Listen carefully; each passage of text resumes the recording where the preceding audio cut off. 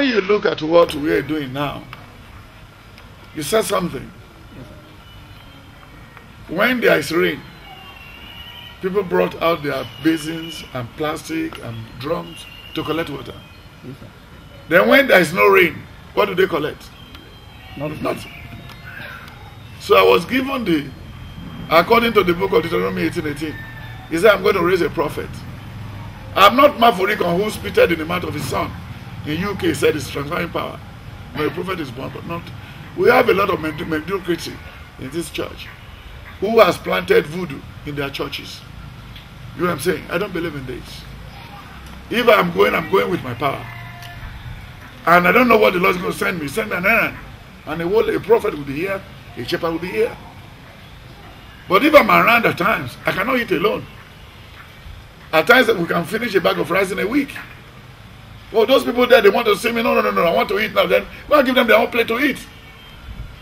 And when they look at the plate they used to brought the food and everything was so fine, then he said, thank you, sir. And some of them, when they are going back home, they have no money.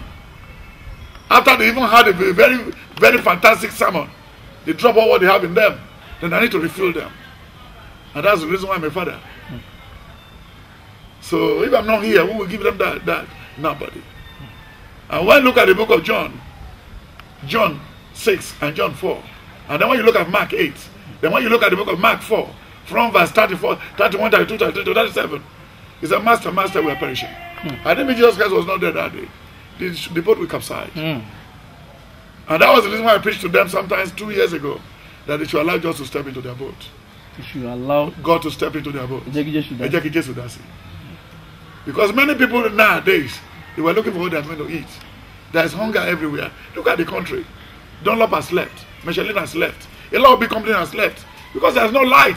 They are paying too much on diesel. And if you don't want to go their way, if you don't want to go their route, you need to even stick to the Lord. Stay connected. I'm connected to the Almighty 24/7. My family, they've left this way for the past 14 years. I asked my wife to go and live with the children. And before the end of this next year, 3 out of them will be graduated from the college. Then we have a little relief. God does not live abroad, sir. Your God is anywhere you are. And that was the reason why the rich man misbehaved the other day. He said in Luke 12, from verse 18 to 24, he said, now I will break out my barn and plant another one because I have a bountiful harvest. The Lord said, let me have your soul. And then when you look at the book of Luke 16, from verse 10 to the end, Luke 19, 1 to 8, then Luke 12, 16, 17, 18, he said, weep no more. And then Luke 7, he said it. But he now said in the book of, even the last 3 days, Jesus Christ was not in the city. And when you look at the book of Luke 23, Luke 24, on the way to Emmaus, they said, why the city was so calm? Oh, he said, don't know. Amuludu is alive. He's not alive again. The man they will follow that will give them free food. He said, you don't even hear what happened. Jesus of Nazareth has been what? Has been crucified. Not on that Sabbath day, when he said, go to the city and wait for me. And even they were seeking the living amongst the dead. He said, why are you seeking the living amongst the dead? Do you think I'm not talking reality? So what is not Panadol cannot be Panadol.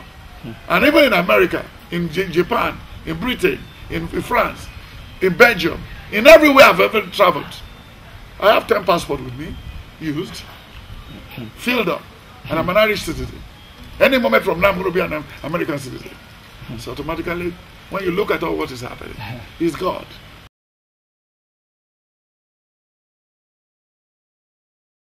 Yeah, it is calling start from my mother's womb. Nobody introduced me to church. I'm not Dele Odule, I'm Dele Ogudipe, who left Muslim to CCC. No. God, if God want to use you as a brand new person. That was the reason why He said, go to the donkey. Just untie the donkey and bring it. The donkey whom anyone has not met before, that's the man.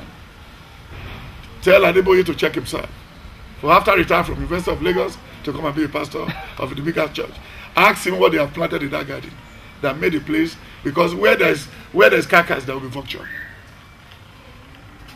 So my brother, I started from my mother's home. Jeremiah 1, from verse 2 to 10. He said, right from your mother's womb, I've made you a prophet. To go and prophesy to people, whether they like it or not. And when you, let me tell you today, any church where you get to, in Celestial Church, when the members are 4,000, 5,000, 6,000, ask them what they have planted on that yard. Yes. Because celestial members, we are free. We are freelance people. You can worship in Ojodo this night, and next week go to Ijayi. But now, like what the boy was even saying, he has about 3,000 to 4,000 members. Do they have a registered? Is it school? Why is he worried about population? Has he saved himself? Has he saved his mother? Is he sure that his mother and father can make heaven? You mean Genesis? Yes, because he said in Ezekiel 13:13, he said if Noah, Job, and Daniel should come back, they will only save their life. He said they only save themselves with their own righteousness. Not like the one of Joshua, who said for me and my family. So that is it. He should go to theology school and learn. He should not read at home. He should go and finish his work and have it. So and from there go to another thing you want to do. He said he like doctor. Yes, to come to your I right from my mother's womb. The Lord has ordained me to be what? A prophet. And I've started the prophetic job since inception. Yes, sir. So, sir, what are the challenges?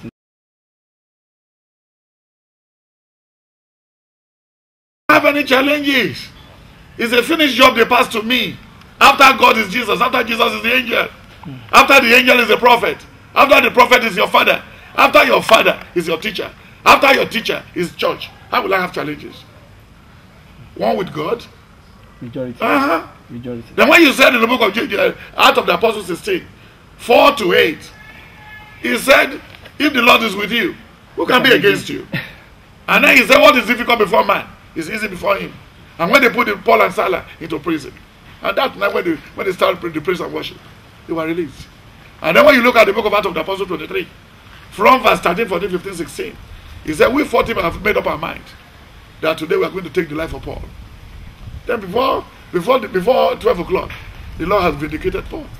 And when you look at the Acts of the Apostles 28, Acts of the Apostles 26 and 27, he was even telling them in 26, 27 that there will be no loss of life. So if you are in Christ, if you have love, the first thing you are going to inherit is security. Because he said in Isaiah 43, from verse 4 to 10, he said, now that you are my beloved son, I will make people as a restitution for you. I keep people for you. What people are trading today is in the book of Isaiah 55, 4 to 10. He said, these people are very close to me with their mouth, but their inner heart is far from me. That's all. So I don't have any challenges, and I cannot have.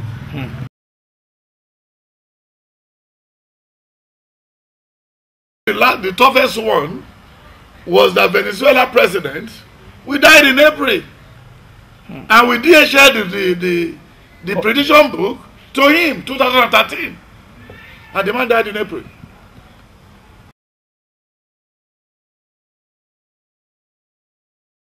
He said it in our hymn book. So once you don't have anything of your own, and you use every day as if it's your last day, you have no problem. You must use every day as if it's your last day. Love everybody like yourself. That's in the book of Ezekiel, Exodus 20, verse 1 to 10. He gave us 10 laws. Because he's a generous father, he gave us 5 and 5 to himself. And when you look at the book of Ecclesiastes, chapter 2, chapter 3, and chapter 5, and chapter 12, he said in chapter 3, he said it's time to build, it's time to tear down, it's time to gather, and it's time to send away. So we should wait. Sir, when you give prophecy, do they come? If you give a prophecy,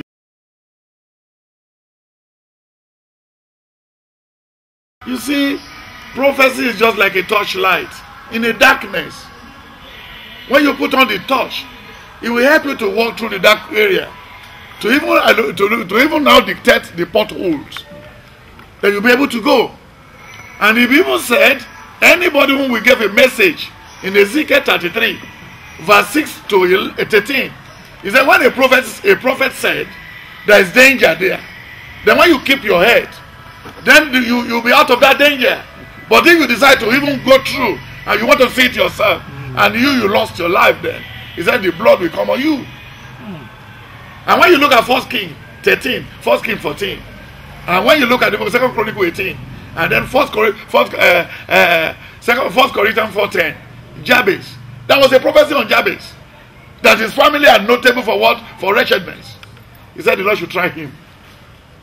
Why don't you change the prophecy on me, sir? So that's all. So that's the job of the prophet. That's the job of a prophet. We are just indicator on the drug. How to use the dosage, and don't use this, use one spoon and don't use the other one. But you are on your own if you can violate it.